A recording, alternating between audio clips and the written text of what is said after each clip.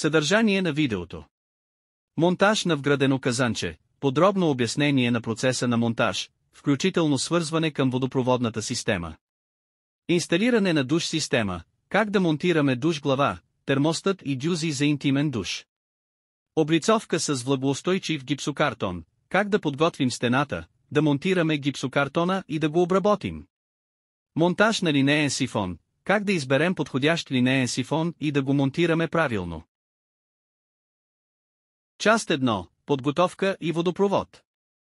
Преработка на тръби и изолация. След като сме преработили тръбите и захранили всички компоненти в банята, започваме с изолиране на PPR тръбите с изолация за тръби.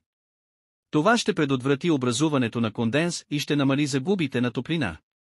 Монтираме вградено казанче. В нишата в стената монтираме вградено казанче. Уверяваме се, че то е здраво закрепено и всички връзки са херметични. Бутонът за пускане на вода поставяме на удобна височина от около 1,00-1,03 см от готов пот.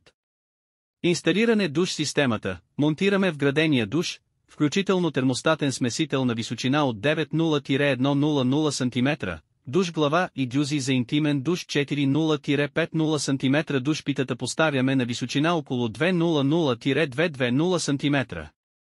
Част 2. Облицовка и конструкция.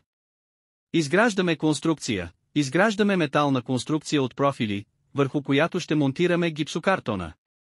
Между профилите поставяме минерална вата за допълнителна топлоизолация и звукоизолация.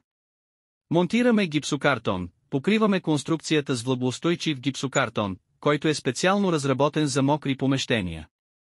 Окачен таван. Монтираме окачен таван, за да скрием неравностите на основния таван и да създадем гладка повърхност. В него вграждаме осветителни LED тела. Системи за отводняване. Инсталираме линеен сифон в душ кабината и втори сифон за останалата част от банята. Уверяваме се, че сифоните са правилно наклонени за ефективно отводняване. Част 3. Финални щрихи. Проверка за течове. След завършване на всички работи, извършваме внимателна проверка за течове във всички съединения. В следващото видео ще ви покажем как да облицуваме стените и пода на банята с керамични плочки.